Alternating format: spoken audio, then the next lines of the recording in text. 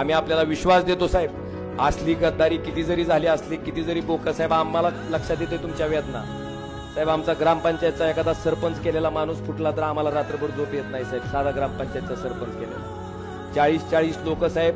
कोण पानटपरीवर होतं, कोण रिक्षा चालवित होतं, कोण कुठं काय काय करीत होतं साहेब. अशी माणसं सगळी मोठी, बरं नुसती मोठीच नाही, सामान्य कुटुंबातली माणसं, आमदार, खासदार, मंत्री, मुख्यमंत्री, लोकसभेचा अध्यक्ष ज्या शिवसेनेनं केला, मला वाटतं जगामध्ये आणि भारतामध्ये फक्त एकच असा पक्ष असेल, हिंदुहृदय सम्राट शिवसेना प्रमुख बाळासाहेब ठाकरे आणि उद्धवजी ठाकरे साहेबांची शिवसेना.